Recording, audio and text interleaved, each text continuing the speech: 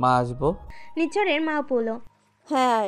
মিথিলা আর নির্ঝর খাটের এক কোণায় গিয়ে বসলো।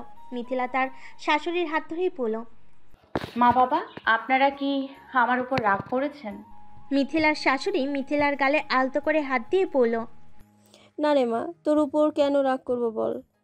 রাগ তো তোর আমাদের উপর করা উচিত ছিল। আমরা মেঘার মতো একটা মেয়েকে চেয়েছিলাম এই সংসারের বউ করে নিয়ে আসতে। তুই সময় মতো আমাদের সংসারটারে যদি বউ হয়ে না আসতি, তাহলে আমাদের সংসারটা মেঘা ছারখার করে দিত। মেঘ এই বিশ্রী রূপটা আমরা কখনোই জানতে পারতাম না, যদি তুই ওর এই রূপটা আমাদের সামনে না নিয়ে আসতি। না মা, এটা কি বলছেন? এটা তো এই পরিবারের বউ হিসেবে আমার দায়িত্ব। তবে আপনার কাছে একটা বিষয়ে আমার ক্ষমা চাওয়া দরকার। কোন বিষয়? এই যে এতদিন যে কথাটা আপনারা নির্ঝরের কাছ থেকে লুকিয়েছিলেন, মেঘার সাথে নির্ঝরের বিয়ে ঠিক করেছিলেন, সেটা নির্ঝরকে বলেননি, কিন্তু মেঘার এই কর্মকাণ্ড সবার সামনে আনতে গিয়ে সেই কথাটা নির্ঝরকে জানাতে হয়েছে। তার জন্য আমি আপনাদের কাছে ক্ষমা প্রার্থী। মিথিলার শ্বশুর সঙ্গে সঙ্গে বলে উঠল, মিথিলা মা, তুমি একদম ঠিক কাজ করেছো। আর নির্ঝরকে এই কথাটা আমরা অবশ্যই জানাতাম সময় সুযোগ মতো। নির্ঝরের মা নির্ঝরকে বলল, বাবা নির্ঝর, তুই আমাদের উপর আর রাগ করে থাকিস না, আমাদেরকে ভুল বুঝিস না। সব বাবা মা চাই তার সন্তান ভালো থাকুক। তুই যখন খুব ভেঙে পড়েছিলি মিথিলাকে হারিয়ে, তখন আমরা চেয়েছিলাম মেঘার সাথে তোর বিয়ে হলে হয়তোবা তুই স্বাভাবিক হয়ে যাবি, কিন্তু আমরা বুঝতে পারিনি যে আমরা একটা ভুল সিদ্ধান্ত নিয়েছিলাম। তুই আমাদের উপর রাগ করে থাকিস না বাবা। নির্ঝর উঠে পিছন থেকে তার মায়ের গলা জড়িয়ে ধরে বলল, না মা, তোমাদের উপর আমার কোনো রাগ নেই। রাগ হচ্ছে নিজের প্রতি। আমি শুধু শুধু মিথিলা, বাবা আর তোমাদের উপর অনেক রাগারাগি করেছি। মিথিলাকে ভুল বুঝেছি। আর যেন ভবিষ্যতে এরকম না হয়, সবসময় আমাদের সেই জন্য একজোট হয়ে থাকতে হবে। মিথিলা আর নির্ঝর ওনাদের সাথে আরও কিছুক্ষণ গল্প গুজব করে রাতের খাওয়া দাওয়া শেষ করে মিথিলা রাইসার রুমে আর নির্ঝর মায়নের রুমে চলে গেল। সকালে মিথিলা ঘুম থেকে উঠেই দেখলো রাইসা কিছু গোলাপ ফুল হাতে নিয়ে মিথিলার সামনে দাঁড়িয়ে আছে। মিথিলা চোখ মুছতে মুছতে শোয়া থেকে উঠে বসে রাইসাকে বলল, এ কি রাইসা, তুমি গোলাপ ফুল হাতে নিয়ে দাঁড়িয়ে আছো যে? আজকে তো রোজ ডেও না, আর ভালোবাসা দিবসও না তাহলে? রাইসা ফুলগুলো মিথিলার হাতে দিতে দিতে বলল, তোমাকে নতুন জীবনের শুভেচ্ছা জানালাম। তোমার বিয়ের দিন তো তোমাকে ঠিকমতো ফুল দিয়ে বরণ করা হয়নি, অনেক রকমের সমস্যার কারণে। তারপর কয়েকটা মাস তোমার উপর যেরকম ঝড়ঝাপটা গেল, সব কিছু পিছনে ফেলে এখন থেকে তোমাদের নতুন জীবন শুরু হবে। তাই তোমাকে আজকে ফুল দিয়ে নতুন জীবনের শুভেচ্ছা জানালাম। মিথিলা গোলাপ ফুলগুলো ঘ্রাণ নিতে নিতে বলল, ফুলগুলোর ঘ্রাণ খুব সুন্দর, ঠিক তোমার মতো। ঠিক আছে, তোমাকেও আমি এর থেকে অনেক ফুল দিয়ে নতুন জীবনের শুভেচ্ছা জানাবো। রাইসা হেসে দিয়ে মিথিলাকে বলল, আচ্ছা ভাবি, তুমি ফ্রেশ হয়ে আসো, আজকে আমি সবার জন্য নাস্তা তৈরি করেছি, তাড়াতাড়ি এসো কিন্তু। রাইসা রুম থেকে বেরিয়ে গেল। মিথিলা ফ্রেশ হতে চলে গেল। রাইসা বেরিয়ে যেতেই নির্ঝর রাইসার রুমে ঢুকলো। মিথিলা ওয়াশরুম থেকে বের হতেই নির্ঝর মিথিলাকে পেছন থেকে জড়িয়ে ধরল। মিথিলা অনেকটা চমকে গেল এইভাবে মিথিলাকে পেছন দিকে জড়িয়ে ধরাতে। মিথিলা কিছুটা ভয় পেয়ে পড়ল। ও তুমি? হ্যাঁ, আমি তো ভয় পেয়ে গিয়েছিলাম। এইভাবে কেউ পিছন দিকে জড়িয়ে ধরে?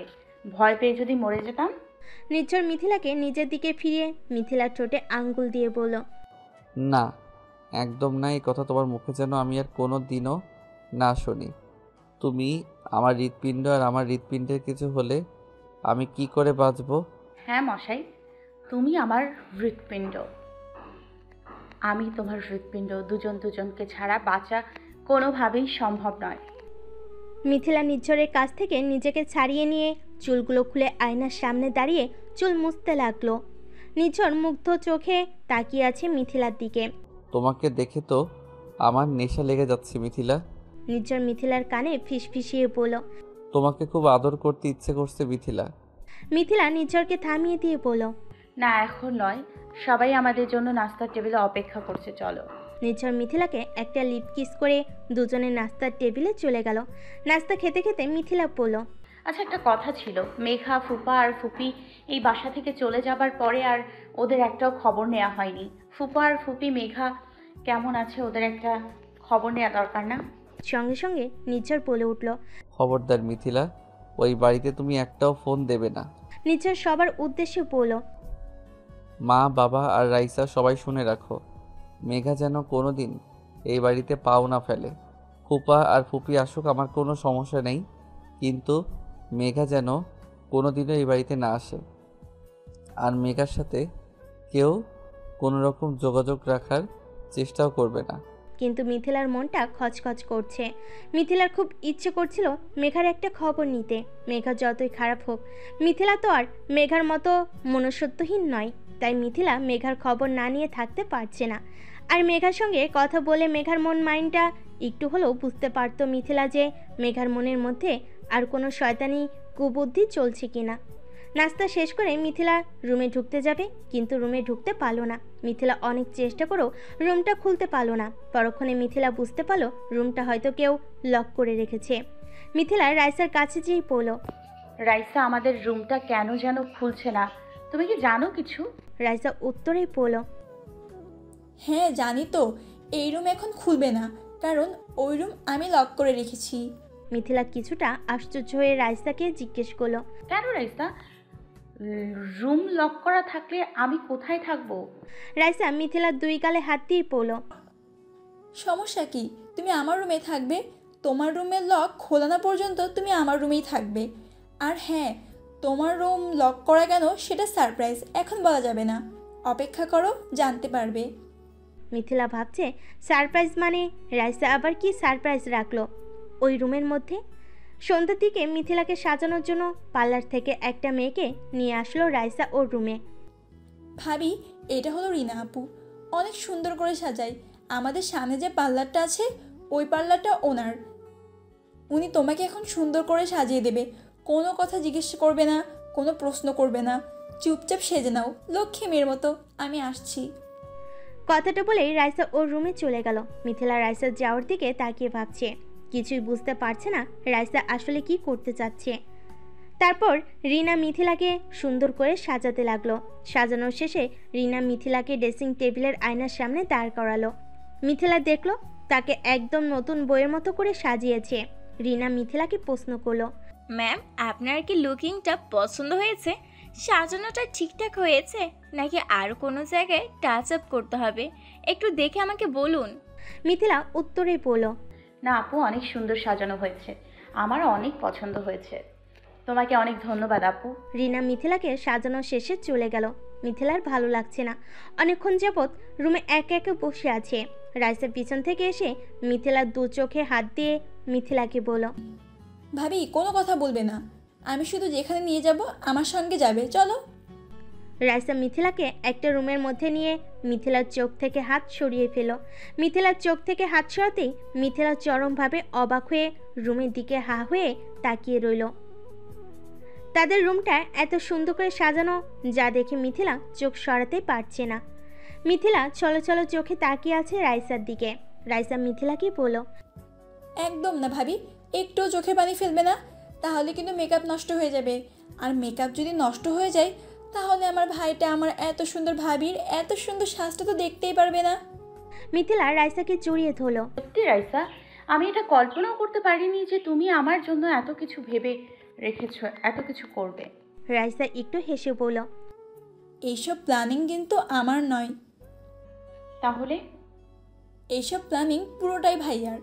মায়ান ভাই আর আমি প্ল্যানিং মতো কাজ করেছি, আর এই রুমটাকে লো কিনে দাঁড়িয়ে থেকে তোমার পছন্দের ফুল দিয়ে সাজিয়েছি। সেই মুহূর্তে মিথিলার শ্বশুর আর শাশুড়ি মিথিলার বাবা আর মাকে নিয়ে রুমে ঢুকলো। মিথিলা তার মাকে দেখে জড়িয়ে ধরল। মা, তোমাকে আমি খুব মিস করছিলাম, ইচ্ছে করছিল দৌড়ে তোমার কোলে ছুটে যাই, কিন্তু তুমি এখানে। মা। মিথিলা তার বাবার দিকে তাকিয়ে বলল। ও বাবা, কেমন আছো তুমি? তোমার শরীর কেমন আছে? তুমি ঠিকঠাক মতো ওষুধ খেয়েছো তো? মিথিলার বাবা মিথিলার মাথায় হাত বুলিয়ে দিয়ে বলল। আমি অনেক ভালো আছি রে মা। তোর মতো মেয়ে যে বাবা মা পায় তারা কি খারাপ থাকতে পারে বল? তুই কেমন আছিস মা? অনেক ভালো আছি বাবা। মিথিলার মা মিথিলার কপালে ছোট্ট একটা চুমু দিয়ে বলল। আমি জানি আমার মেয়ে অনেক ভালো আছে, ওকে দেখে সেটা বোঝা যাচ্ছে। তোকে খুব সুন্দর লাগছে মা, একদম পরীর মতো লাগছে। আমাদেরকে এখানে তোর শ্বশুর শাশুড়ি আর নির্ঝর আমাদের বাসায় যে নিয়ে এসেছে। মিথিলা এবার চোখের পানি আর ধরে রাখতে পারল না। মিথিলা তার শ্বশুর আর শাশুড়িকে কৃতজ্ঞতা স্বরে বলল, আপনাদের সবাইকে অনেক ধন্যবাদ। আমার সত্যি খুব ইচ্ছে করছিল মা আর বাবাকে এক নজর দেখতে। আপনারা আমার সেই ইচ্ছেটা পূরণ করেছেন। মিথিলার শাশুড়ি মিথিলাকে বলল, তুমি আমাদের কথা ভাববে আর আমরা তোমার কথা ভাববো না, এটা তো হয় না মিথিলা। কিছুক্ষণ পর নির্ঝর রুমে এলো। নির্ঝর ফিসফিসে মিথিলার কানে বলল, তা আমার মহারানীর কি সারপ্রাইজটা পছন্দ হয়েছে?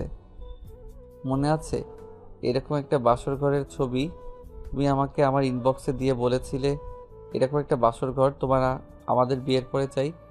সেই ছবিটা সযত্নে আমি এখনো পর্যন্ত আমার গ্যালারিতে রেখে দিয়েছি। তাই আজ তোমার মনের মতো করে এই ঘরটাকে সাজালাম। মিথিলার চোখের ইশারায় বোঝালো সারপ্রাইজটা তার অনেক পছন্দ হয়েছে। সবাই আরও কিছুক্ষণ কথাবার্তা বলে গল্প গুজব করে সবাই মিথিলা আর নির্ঝরকে রুমে রেখে চলে গেল।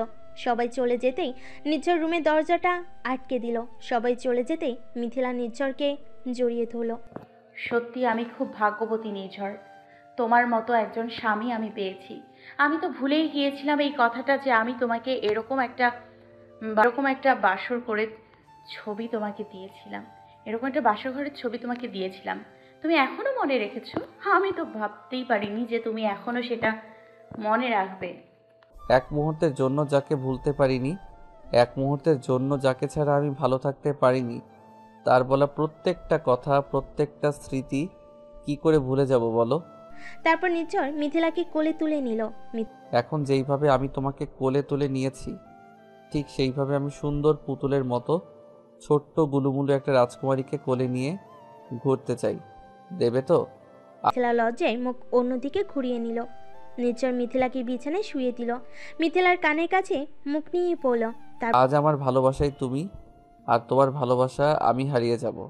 আজ কোনো বাধা আমি মানব না, কোনো বাধা আমি শুনবো না। আর আজ থেকে শুরু হবে 2 থেকে 3 হওয়ার মিশন। তারপর মিথিলা আর নির্ঝর। পরের দিন সকালবেলা মিথিলা ফ্রেশ হয়ে আয়নার সামনে দাঁড়িয়ে চুল মুছছিল। তখনই নির্ঝর ওয়াশরুম থেকে বেরিয়ে মিথিলাকে পিছন থেকে জড়িয়ে ধরে মিথিলার কাঁধে মুখ গুজে দিল। হঠাৎ তখনই নির্ঝর আর মিথিলা দরজা কেউ ধাক্কাতে লাগলো। মিথিলা দরজা খুলে দিয়ে রাইসার দিকে তাকিয়ে দেখলো রাইসার চোখ দুটো ছলছল করছে। মিথিলা রাইসাকে বলল, কি হয়েছে রাইসা তোমার? রাইসা চোখের পানি ছেড়ে দিয়ে মিথিলাকে বলল, ভাবি, মেঘা আপু, মেঘা আপু। মিথিলা কিছুটা আতঙ্কিত হলো রাইসার কথা শুনে।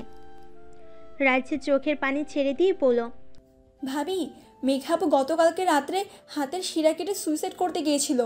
ফুপি ফোন দিয়েছিল, ভাইকে বলার সাহস পাইনি, তাই মাকে একটু আগে ফোন দিয়ে বলেছে। কথা শুনে ভীষণভাবে একটা ঝটকা খেলো মিথিলা। মিথিলার ভেতরটাও হু হু করে উঠল। মেঘা যতই খারাপ হোক কখনোই মেঘার কোনো ক্ষতি চায়নি মিথিলা। মিথিলা কিছুটা বিচলিত হয়ে রাইসাকে প্রশ্ন করলো, এখন কি মেঘার অবস্থা? রাইসা কাঁদো কাঁদো স্বরে বলল, ফুপি বলল মেঘা আপুর অবস্থা তেমন একটা ভালো না। মেঘা আপু এখান থেকে যাবার পরেই দরজা লাগিয়ে দিয়ে নিজের হাতের শিরা কেটে ফেলেছে। দরজা ভেঙে ভিতরে ঢুকতে অনেকটা সময় লেগেছে বিধায় অনেকটা রক্ত বেরিয়ে গেছে মেঘা আপুর শরীর থেকে। ডক্টর বলেছে 2-1 ঘন্টার মধ্যে ইমিডিয়েটলি ও পজিটিভ রক্ত দরকার। ফুপা আর ফুপি পাগলের মতো রক্ত খুঁজছে, কিন্তু কোথাও ও পজিটিভ রক্ত পাচ্ছে না। ফুপি একদম ভেঙে পড়েছে, কারণ জানোই তো মেঘা আপু ফুপা আর ফুপির একমাত্র সন্তান। কথাটা শুনে মিথিলার চোখ জোড়া ছলছল করে উঠল। 2 ফোঁটা চোখের পানি গড়িয়ে পড়ল মিথিলার। মিথিলার সাথে মেঘা এত খারাপ কিছু করেছে, তারপরও মেঘার এই অবস্থা শুনে মিথিলার আর চোখের পানি আটকে রাখতে পারল না। রাইসা মিথিলার চোখের পানি দেখে সঙ্গে সঙ্গেই বলে উঠল, এই কি ভাবি, তুমি কাঁদছো? মেঘা আপু তোমার সাথে এত খারাপ কিছু করেছে, তারপরেও তুমি মেঘা আপুর জন্য কাঁদছো? মিথিলার চোখের পানিটা মুছে নিয়ে খুব নির্লিপ্ত গলায় উত্তর দিল, রাইসা, মেঘা যতই খারাপ করুক না কেন আমার সাথে, আমি কোনোদিনও মেঘার কোনো ক্ষতি চাই। আজও আমি চাই না মেঘার কোনো ক্ষতি হোক, কারণ আমি জানি মেঘা ভুলের বশে একটা ভুল করে ফেলেছে। আমার বিশ্বাস ও নিজেকে অবশ্যই শুধরে নিতে পারবে, কিন্তু মেঘা যে এইরকম একটা পদক্ষেপ নেবে তা আমি ভাবতেও পারিনি রাইসা। আচ্ছা রাইসা, মেঘা কোন হসপিটালে ভর্তি আছে জানো কি? হ্যাঁ ভাবি জানি, মাকে ফুপি হসপিটালের ঠিকানাটা বলেছে। মা হয়তো বা কিছুক্ষণ পরে বাবাকে নিয়ে যাবে, ভাবছি আমিও যাব। কথাটা নির্ঝরের কানে যেতেই নির্ঝর তেড়ে এসে রাইসাকে বলল, মেঘা যে রকমের খারাপ মন মানসিকতার একটা মেয়ে, ওর সাথে এর থেকেও খারাপ কিছু হবার দরকার ছিল। মেঘা মরুক বা বাঁচুক, এই বাড়ি থেকে কেউ যাবে না মেঘাকে দেখতে। এটাই আমার শেষ কথা। কথাটা শুনে মিথিলা কিছুটা রাগ দেখিয়ে নির্ঝরকে বলল, তুমি এসব কি বলছো নিঝর? মানুষ তো তার শত্রুরও মুমূর্ষু অবস্থায় থাকলে তাকে এক নজর দেখতে যায়। আর মেঘা তো তোমার আত্মীয়, তোমার ফুপির মেয়ে। আর তার সম্বন্ধে তুমি এসব কি করে বলতে পারছো নিঝর? মিথিলা, আমি তোমার মুখ থেকে এই বিষয়ে কোনো কথাই আর শুনতে চাচ্ছি না। ওর মতো একটা বাজে মেয়ের কথা শোনার ইচ্ছাই আমার আর নেই। রাইসার সঙ্গে সঙ্গে বলে উঠল, তুই এসব কি বলছিস ভাইয়া? আমি মানছি মেঘাপু যা করেছে একদম ভুল করেছে, কিন্তু তারপরেও তো সে আমাদের ফুপির মেয়ে, আমাদের ফুপাতো বোন। তুই কি করে এতটা কঠিন হতে পারিস ভাইয়া? কি করে তুই এই কথাগুলো বলতে পারলি ভাইয়া? দেখ রাইসা, তুই আমার জায়গায় থাকলে সেম কথাগুলোই বলতি। একমাত্র ওই মেঘার জন্য আমি মিথিলাকে আমার কাছ থেকে দূরে সরিয়ে রেখেছিলাম অনেকগুলো মাস। একমাত্র ওই মেঘার জন্য আমি আর মিথিলা আলাদা হয়ে গিয়েছিলাম দিনের পর দিন। মানসিক কষ্টে ভুগেছি আমি। আমাকেও মানসিক পাগল বানিয়ে ফেলতে চেয়েছিল। তুই এগুলো কী সব ভুলে গেলি রাইসা? না ভাইয়া, আমি কিচ্ছু ভুলিনি, কিন্তু তারপর আমাদের সবার একবার মেঘাপুর কাছে যাওয়া উচিত। মেঘাপুর জন্য কোনো রক্ত পাওয়া যাচ্ছে না। 1-2 ঘন্টার মধ্যে ইমিডিয়েটলি মেঘাপুর জন্য ওর ও পজিটিভ রক্ত পাওয়া গেলে মেঘাপুর জীবনের সংশয় হতে পারে। বুঝতে পারছিস তুই? রাইসার খুব পরিমাণে অদ্ভুত লাগছে তার ভাইয়ের এই কথাগুলো শুনে। রাইসা বুঝতে পারছে নির্ঝর খুব পরিমাণে রেগে আছে মেঘার উপর। রেগে থাকাটাই স্বাভাবিক। যা যা কিছু করেছে মেঘা, আসলে এত করে মেঘাকে ক্ষমা করাটা সম্ভব নয় কারোর পক্ষেই। তারপরও তার ভাইয়ের উচিত সব কিছু মন থেকে ঝেড়ে ফেলে হসপিটালে ছুটে যাওয়া আর মিথিলাকে রক্ত দেবার জন্য পারমিশন দেওয়া। রাইসা কিছু বলতে যাবে তখনই মিথিলা নির্ঝরের দিকে তাকিয়ে বলল, কি গ্রুপ বললে? রাইসাও ও পজিটিভ? রাইসা মাথা নাড়ালো। সঙ্গে সঙ্গে মিথিলা বলে উঠল, কোনো চিন্তা করো না রাইসা, আমার ব্লাড গ্রুপ ও পজিটিভ। তুমি ফুপিকে ফোন করে বলে দাও রক্ত পাওয়া গেছে। আমি মেঘাকে রক্ত দিব। কথাটা শুনে নির্ঝর কটমট চোখে তাকালো মিথিলার দিকে। সাবধান মিথিলা, তুমি মেঘাকে কোনো প্রকার রক্ত দেবে না। আমি চাই না ওর মতো একটা বাজে মেয়ের শরীরে তোমার রক্ত প্রবেশ করুক। রাইসা, তুমি সহ বাবার মাকে রেডি হয়ে নিতে বলো। আমি আর নির্ঝর রেডি হয়ে আসছি। আমি মেঘাকে রক্ত দেব, যাও। রাইসা মিথিলার হাত ধরে বলল, তোমাকে অনেক অনেক অনেক ধন্যবাদ ভাবি। আমি রেডি হয়ে নিচ্ছি, তুমি প্লিজ ভাইয়াকে বুঝিয়ে নিয়ে এসো। রাইসা চলে যেতেই নির্ঝর প্রচণ্ড রাগে মিথিলার 2 বাহুতে হাত ধরে মিথিলাকে কিছুটা ঝাঁকিয়ে বলল, আমি তোমাকে কোনো রকম পারমিশন দেব না মেঘাকে রক্ত দেবার জন্য। আর স্বামী পারমিশন ছাড়া অবশ্যই ওয়াইফের রক্ত কোনো ডক্টর নেবে না। আর তুমি বা আমি কেউ মেঘাকে দেখতে যাব না। রাইসা বা বাবা মা যাক, সেটা ওদের ইচ্ছা। মিথিলা নির্ঝরকে শান্ত স্বরে বলল, নির্ঝর শান্ত হও, এসো এখানে বসবে, এসো। মিথিলা নির্ঝরকে খাটে বসালো। নির্ঝর, মানুষ মাত্রই তো ভুল করে, তাই না বলো? আমরা কেউ কিন্তু ভুলের ঊর্ধ্বে নই। ভুল সবারই হয়, তোমার হয়, আমার হয়। আমরা মানুষ, তাই আমাদের ভুল হয়। তাই বলে একটা মেয়ে যে ছোট থেকে তোমার সাথে বড় হয়েছে, হয়তোবা তোমার প্রতি একটা অনুভূতি, ভালোবাসা জাগ্রত হয়েছে। আর এই ভালোবাসা যে কারোর প্রতি আসতে পারে, ও ভালোবাসার ঝোঁকে ভুলের বশে একটা ভুল করে ফেলেছে। তার জন্য কি তার মৃত্যু কামনা করাটা ঠিক বলো তো নির্ঝর? নির্ঝর বলল, আমি ঠিক ভুল কিছু বুঝি না মিথিলা। হ্যাঁ, মানছি ও আমাকে ভালোবাসতো। ও আমাকে বিয়ে করতে চেয়েছিল, বিধায় আমাকে ওর বশে নিতে চেয়েছিল। কিন্তু তোমার যে ক্ষতি করতে চেয়েছিল, তোমার কিছু হয়ে গেলে আমি কাকে নিয়ে বাঁচতাম মিথিলা? আর তুমি ভালো করেই জানো মিথিলা, তুমি আমার জীবনে না থাকলে আমার জীবনটা অর্থহীন হয়ে যেত। আমি এমনিতেই শেষ হয়ে যেতাম। তখন তোমার আর আমার দুটো জীবনই শেষ হয়ে যেত মিথিলা। মিথিলা নির্ঝরের বুকে মাথা রেখে বলল, তোমার এই বুক থেকে তোমার মিথিলাকে কেউ কোনোদিন কেড়ে নিতে পারবে না, একমাত্র মৃত্যু ছাড়া। এই মিথিলার নির্ঝরে ছিল, আছে, সারা জীবন থাকবে। কিন্তু মিথিলা, তুমি যদি সময় মতো সবটা বুঝতে না পারতে তাহলে কি হতো বলো তো? আমি সারা জীবনের জন্য তোমাকে হারিয়ে ফেলতাম আমার বেঁচে থাকার সমস্ত কিছু। তখন হয়তো বা সারা জীবনটা আমার কেটে যেত ওই পাগলা গারদে। মিথিলার সঙ্গে সঙ্গে নির্ঝরকে থামিয়ে বলল, এসব কথা বলো না নির্ঝর, আমাদেরকে কেউ আলাদা করতে পারবে না দেখো। আর আমাকে একটা সুযোগ দিয়ে দেখো না আমি মেঘাকে সঠিক পথে আনতে পারি কিনা। আমার বিশ্বাস আমি মেঘাকে সঠিক পথে আনতে পারবোই পারবো। একটা সুযোগ দাও প্লিজ। যদি আমার ওপর, আমার ভালোবাসার ওপর তোমার বিশ্বাস আর আস্থা থাকে তাহলে আমাকে একটা সুযোগ দাও নির্ঝর। Please Nirjhar, please. তুমি আর না করো না, আমাদের সাথে হসপিটালে চলো আর মেঘাকে রক্ত দেওয়ার জন্য পারমিশন দাও। প্লিজ আমাকে ফিরিয়ে দিও না নির্ঝর। মিথিলার কথাগুলো নির্ঝরের মনটাকে গলিয়ে দিল।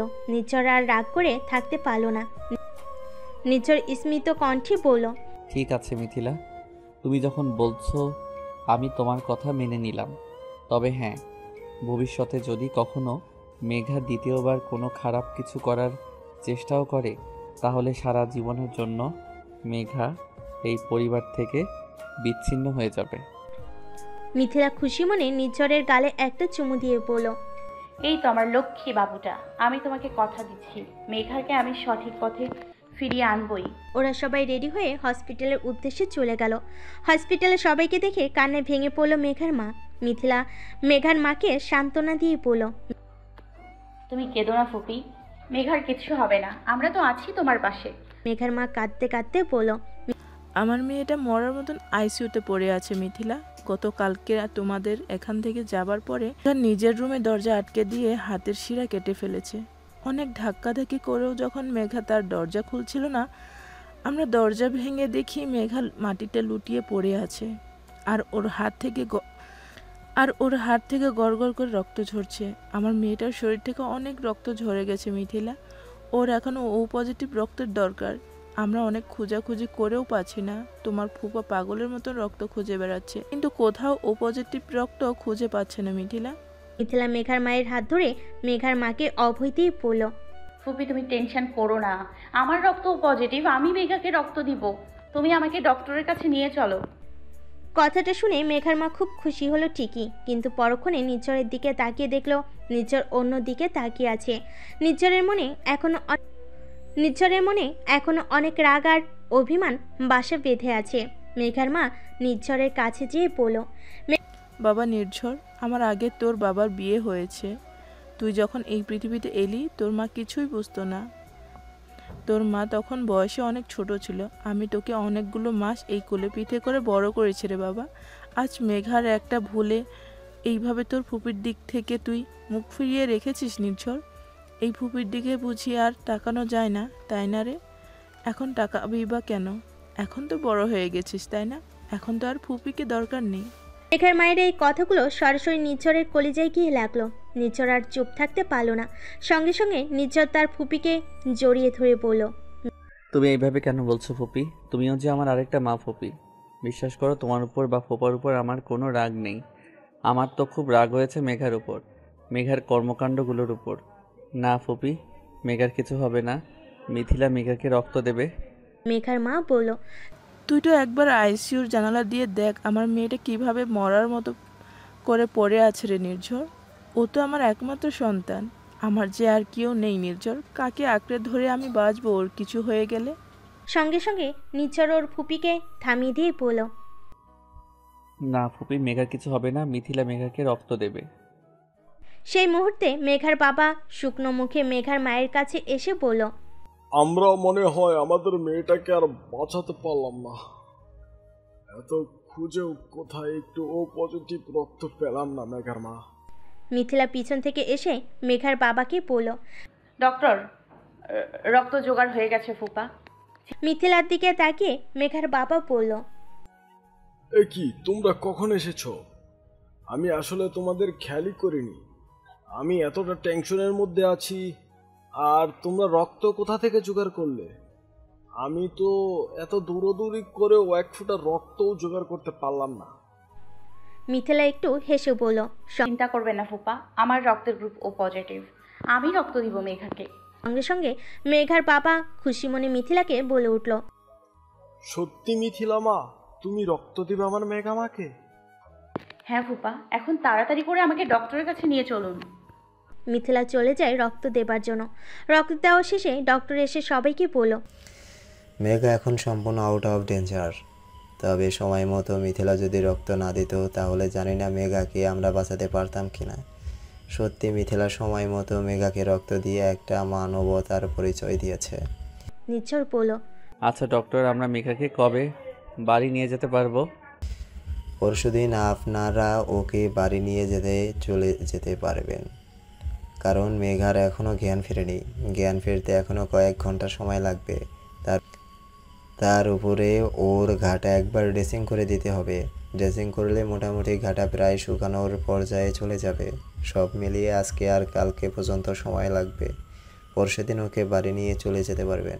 ডক্টর ওদের সাথে আরও কিছুক্ষণ কথাবার্তা বলে চলে যায়। ঘন্টা খানেক পরে মেঘার জ্ঞান ফিরল। মেঘা ওর মার কাছ থেকে জানতে পারল মিথিলা ওকে রক্ত দিয়েছে। সঙ্গে সঙ্গে মিথিলা মেঘাকে রক্ত দিয়েছে কথাটা শোনা মাত্রই মেঘা তার মাকে বলল, কি বলছো কি মা?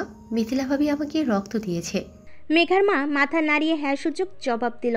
পরক্ষণে মেঘা তার মাকে বলল, মা একবার ডাকো না মিথিলা ভাবিকে, ভাবির সাথে আমি একটু কথা বলবো প্লিজ মা। মেঘার মা মিথিলাকে এখানে ডাকতেই কিছুটা সংকোচ বোধ করছে, কারণ মেঘা মিথিলার সাথে যা করেছে। তারপরে কি করে মিথিলাকে মেঘার মুখোমুখি দাঁড় করাবে মেঘার মা তাই ভাবছে। মেঘার মা চুপ করে আছে দেখে মেঘা তার মাকে আবার বলল, কি হলো মা? ডাকো না মিথিলা ভাবিকে প্লিজ মা, প্লিজ একবার মিথিলা ভাবিকে ডাকো। মেঘার অনেক পরিমাণ অনুরোধে মেঘার মা আর থাকতে পারল না। মেঘার মা মিথিলাকে ডাকতে চলে গেল। মেঘা তার মায়ের যাওয়ার পানে তাকে একটা মুচকি হাসি দিল। কিছুক্ষণ পর মেঘার মা মিথিলাকে মেঘার কেবিনে নিয়ে এলো। মিথিলাকে দেখা মাত্রই মেঘা তার হাত বাড়িয়ে দিল মিথিলার দিকে। মিথিলা কিছুটা আশ্চর্যের চাহনিতে দেখছিল মেঘাকে। খুব নির্লিপ্ত গলায় মেঘা মিথিলাকে বলল, ভাবি একটু এসে আমার পাশে বসো না প্লিজ। মিথিলা বুঝতে পারছে না মেঘার পাশে বসবে কিনা। মিথিলা যতই মেঘাকে রক্ত দিক না কেন, মেঘাকে যেন ঠিক বিশ্বাস করে উঠতে পারছে না মিথিলা। মেঘা আবারও করুণ কণ্ঠে মিথিলাকে বলল, ভাবি আমি মায়ের কাছে শুনেছি তুমি আমাকে রক্ত দিয়েছ। তুমি চিন্তা করো না ভাবি, আমি তোমার আর কোনো রকম ক্ষতি করার চেষ্টা করব না। প্লিজ একটাবার আমার পাশে এসে বসো। মিথিলা ধীর পায়ে এগিয়ে গিয়ে মেঘার পাশে বসলো। মেঘা তার এক হাত দিয়ে মিথিলার হাত ধরে পড়ল, তুমি আমাকে তোমার রক্ত দিয়ে বাঁচিয়েছ ভাবি, তোমার কাছে আমি চিরঋণী হয়ে থাকলাম। আমি যা যা করেছি তার জন্য তুমি আমাকে মাফ করে দাও ভাবি। মিথিলা যেন নিজের কানকে বিশ্বাস করতে পারছে না। মিথিলা ভাবছে সত্যি কি মেঘা পাল্টে গেল? সত্যি কি মেঘা নিজের ভুলগুলো বুঝতে পেরেছে, নাকি এটাও মেঘার কোনো নতুন প্ল্যান? কারণ সেই দিনের রক্তচক্ষুর চাহনি মিথিলাকে শাসিয়ে মেঘার সেই বলা কথাগুলো এখনও ভুলতে পারছে না মিথিলা। তাই মেঘাকে বিশ্বাস করতে কষ্ট হচ্ছে মিথিলার এই ভাবনার্থ চেহারা দেখে মেঘা আবার মিথিলাকে বলল, তোমার চেহারা দেখে বুঝতে পারছি আমাকে বিশ্বাস করতে তোমার কষ্ট হচ্ছে, কিন্তু একবার আমাকে বিশ্বাস করে দেখতে পারো। আমি তোমার বিশ্বাস ভঙ্গ করব না, এমনভাবে তোমার বিশ্বাসের মূল্যায়ন করব যে তুমি সেটা কোনোদিন ভাবতেও পারবে না। মেঘার কথাগুলো শুনে মিথিলা ভাবছে মেঘাকে বিশ্বাস করবে কিনা, নাকি মেঘার এই কথাগুলোর ভিতর অন্য কোনো কিছু লুকিয়ে আছে। মেঘা আবার অনুরোধের স্বরে বলল, প্লিজ ভাবি একটাবার বিশ্বাস করে দেখো। আমি তোমার বিশ্বাসের মূল্যায়ন এত সুন্দর করে দেব যে সেটা তোমার চিন্তার বাহিরে। আমি একদম নিজেকে পাল্টে ফেলবো, এমনভাবে পাল্টে ফেলবো যে আমার আগের সেই মেঘার সাথে এখনকার মেঘার কোনো মিল খুঁজে পাবে না তোমরা। মিথিলা আর কোনো কথা বলছে না, শুধু মেঘার কথাগুলো শুনছে আর উপলব্ধি করার চেষ্টা করছে ওর কথার মধ্যে কোনো প্যাচ আছে কিনা। পরক্ষণে মেঘার মা মিথিলাকে বলল, মিথিলা মা, তুমি নিজের রক্ত দিয়ে আমার মেয়েটাকে বাঁচিয়েছো। একটা বার ওকে ক্ষমা করে দাও না তোমরা। আমি জানি তুমি যদি একবার ক্ষমা করো সবাই ওকে ক্ষমা করে দেবে, কারণ ও সবচেয়ে বেশি অপরাধ করেছে তোমার আর নির্ঝরের সাথে। তুমি ক্ষমা করলে নির্ঝরও ওকে ক্ষমা করে দেবে। পরক্ষণে মেঘা বলে উঠল, ভাবি আমি আমি আমার ভুল বুঝতে পেরেছি। আসলে জোর করে কাউকে পাওয়া যায় না। নির্ঝর ভাইয়াকে হয়তো বা আমি জোর করে পেতাম, কিন্তু তার ভালোবাসা আমি কোনোদিনও পেতাম না। নির্ঝর ভাইয়া তোমার ছিল, তোমার আছে আর তোমারই থাকবে সারা জীবন। আমি আর এরকম ভুল করবো না মিথিলা ভাবি। নিজেকে সত্যি আমি শুধরে নেব, যেটা দেখে তোমরা একদম অবাক হয়ে যাবে। আরও কিছুক্ষণ চিন্তা ভাবনা করার পর মিথিলা মেঘাকে বলল,